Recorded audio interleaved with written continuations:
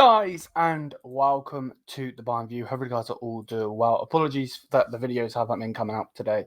I've been same thing as yesterday, just feeling like absolute crap, to be honest with you.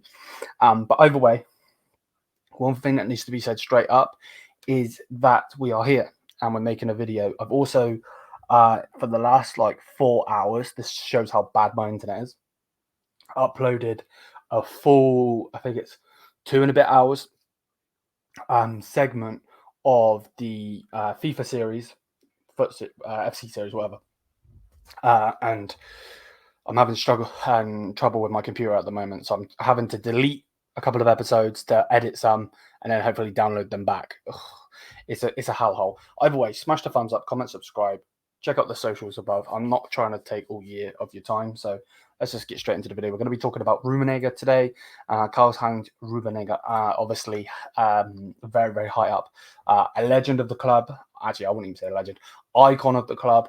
And then obviously he's one of the higher ups at FC Bayern as well. So yeah, that's what we're going to be talking about. Again, apologies for the content not being pushed out today. I feel like absolute ass. I have made some short videos though that will be coming out in the next couple of days. Let's go. Right. Bonk. And then we will go like so.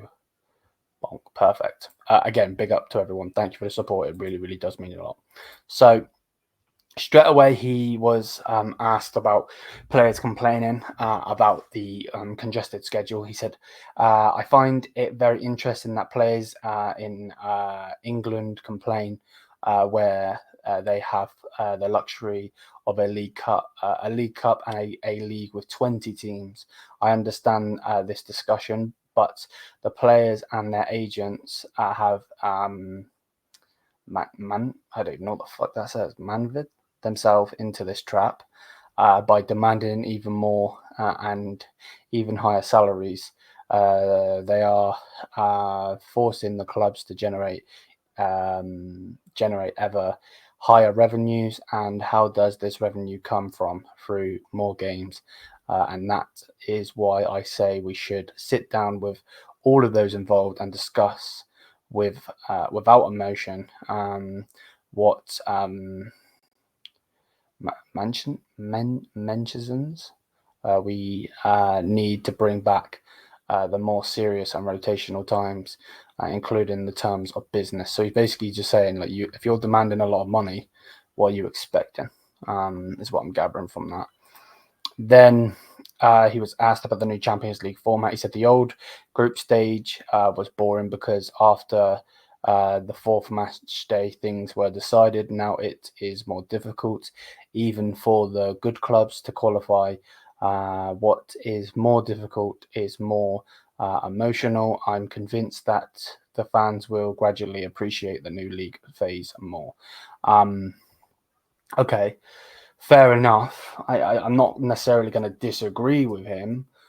At the same time, though, am I right by saying that he was on? I swear he had a job at UEFA. Job at UEFA. I swear he had a job at UEFA. Yeah, so Karl-Heinz Rummenigge was a member of the UEFA executive committee from 2021 until he resigned in 2024. So you got to remember, he's gonna have a good way and a good thing to say about UEFA because he is part of UEFA. So he's not gonna say anything bad about them.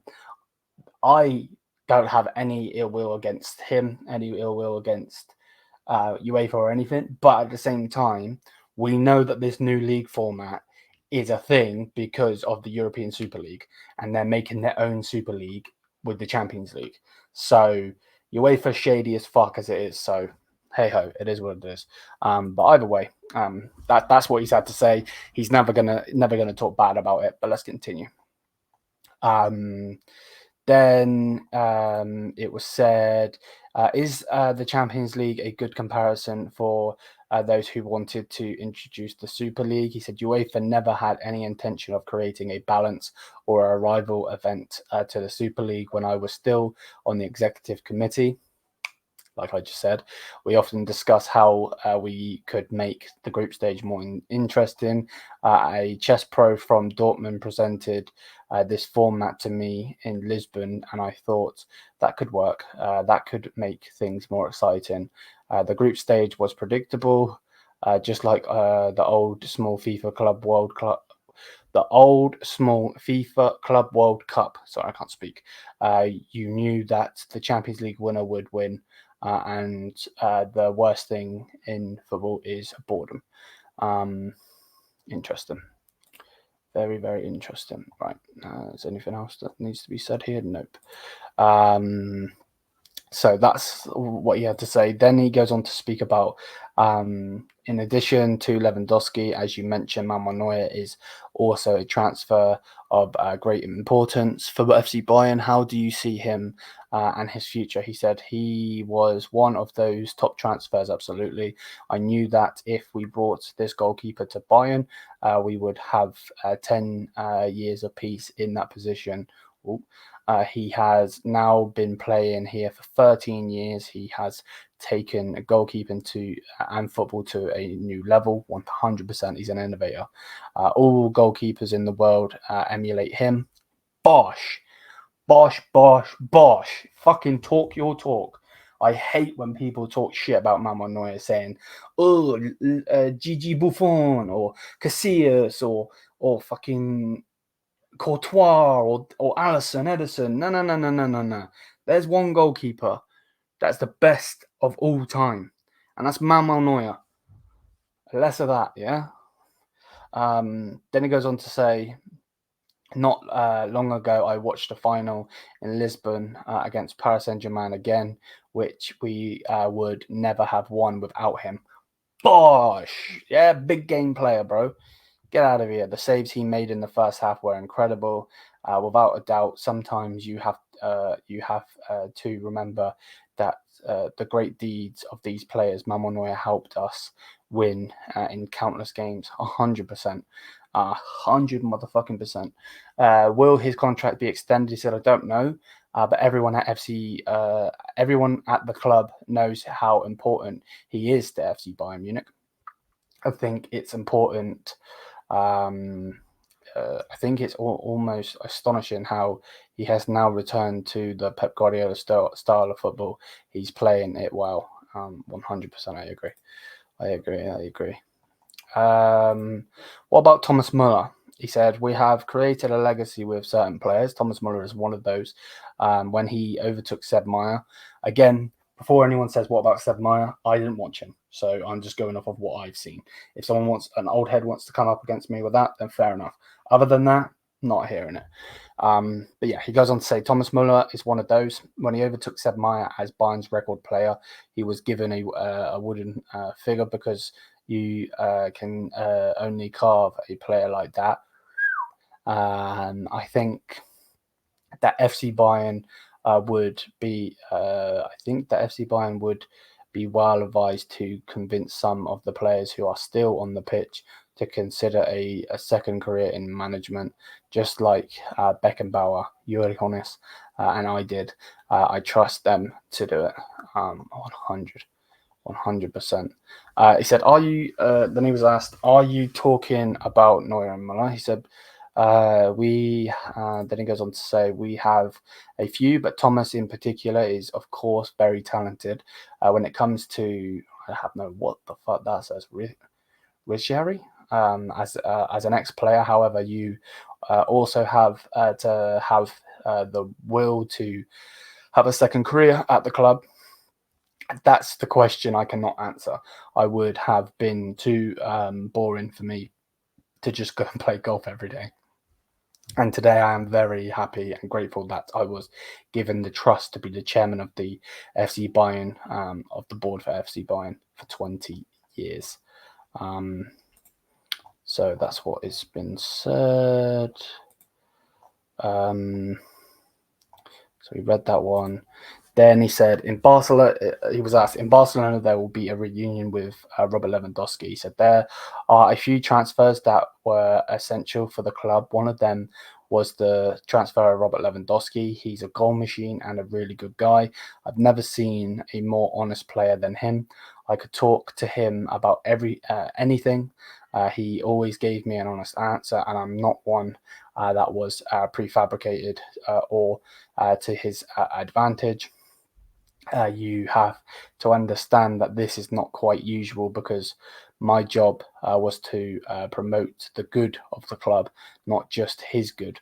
Ultimately, Robert was an incredibly important advisor to me. You can discuss football with him at a immensely high level, and he is extremely clever. Basically, he's saying that he's not dumb.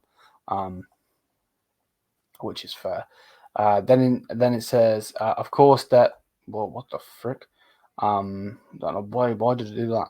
Of course, there also has obvious comparisons with his successor, Harry Kane. How do you see it as a former world-class striker yourself? He said, I hope that Harry wins trophies this year, otherwise it will soon get on his nerves. And then he laughs.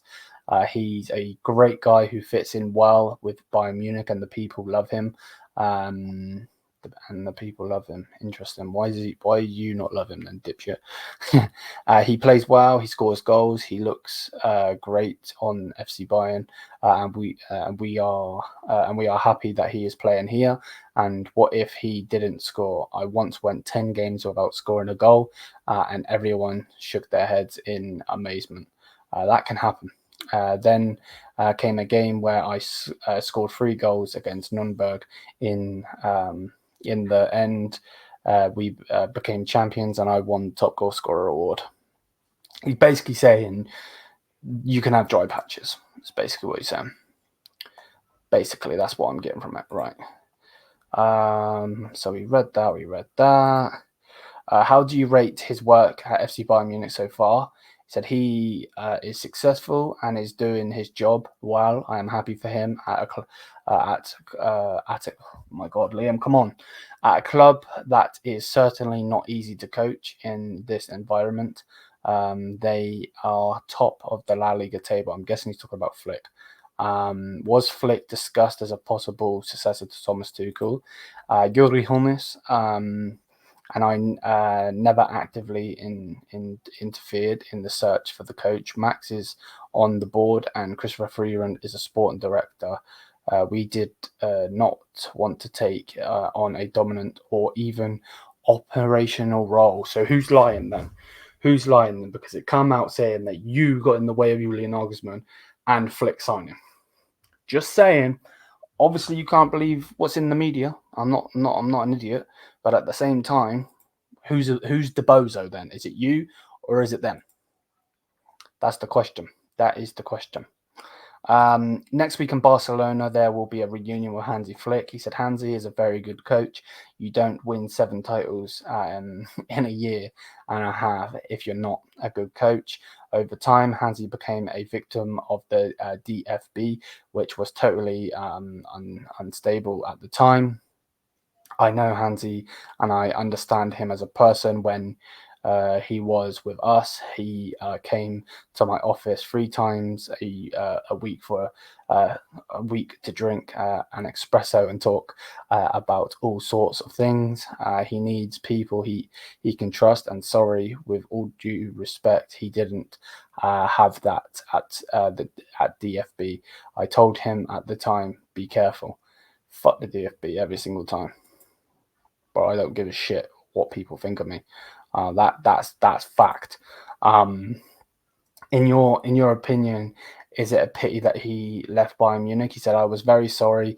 When do you have a coach who can win you 7 titles in a year and a half?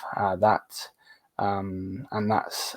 despite the fact that the start wasn't easy. At Christmas, we were 4 points behind RB Leipzig, RB scum more like, but carry on. Which was still coached by Julian Nagelsmann at the time. And then on match day 34, we were 16 points ahead, and FC Bayern didn't lose a single game under Hansi Flick in the rest of the 2020 season. That's a nice memory. We marched through with him in a way that was legendary. I'll never forget Lisbon. Hansi was totally convinced after the 8-2 win against Barcelona back then. He said great things are happening here. We're going to win the Champions League. I thought that was very brave, but he proved it. 100, man. 100. Then he spoke about the manager now on if Kompany style is a bit risky. He said, I understand this criticism, but when was the most successful period at FC Bayern? From 2012 to 2021. Various coaches were involved. They almost all had the same DNA. They wanted to play attacking, attractive, possession, dominating football, other than Tuchel. Actually, he said 2021, didn't he? With this DNA, we have won a collective of titles like never before at FC Bayern. I believe that the players are grateful to Vincent for letting them play the way they had this fun in this success. 100%. 100%. Nevertheless, FC Bayern conceded 3 goals against in Frankfurt. He said that's why this discussion doesn't surprise me at the moment. There was a sentence from Pep Guardiola that I love. We once drew 1-1 in Leverkusen, but we should have won by a big margin. Afterwards, the players in the dressing room, they were very angry. Then Pep came in and said, congratulations, today things have clicked. Today you understand me and I understand you. And then came this sentence. It's not the result that demands quality. It's the quality that demands the result. Bosh. Holy shit. Okay, fair enough. You'll see we'll win an awful lot of games now. Then we won 18 in a row. Okay. Then he goes on to speak about João Palhinha. He said, would not João Palhinha, a defensive midfielder that cost 15 million euros, be the right man to provide counter-attack protection? He said, we are playing a 4-2-3-1 and our current double pivot consists of Joshua Kimmich and Alexander Pavlovic. They're both playing at the top level. I don't want to interfere with the lineup. I never have. I only know one thing. We would be well advised not to tell the coach that he needs to correct something in the defense, because what I saw in Frankfurt is something I probably haven't seen in this quality for a long time. But we drew 3-3 and our defense was shit. What are you on about? All due respect, because you are a fucking icon, but I have no clue what you're going on about. Dead ass. I'm a bit confused. Okay, cool. So yeah, that's basically what's been said. Cool. Right, that was a longer video. I did not expect the video to go for fucking 18 minutes, so I do apologize. Big up to everyone though. Smash the thumbs up, hit the subscribe button.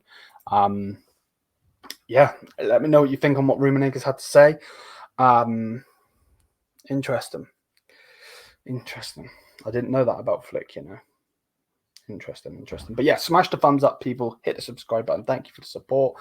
Obviously, the games will resume this weekend. We got two. That's free. We got 2 streams coming this weekend. 4 games, and that is both the men's and the women's game. Men play on the Saturday, women play on the Sunday, if I'm right by saying. So both those streams will be there. Please come on, enjoy. Hopefully, you guys do go on to enjoy them. Talk. The whole point of this is a community. Everyone knows this, but if you are new, it's a community. So please smash the subscribe button if you haven't already. And until then, Mia San Mia, peace out. I did not expect to make that video. Wow. Bruh.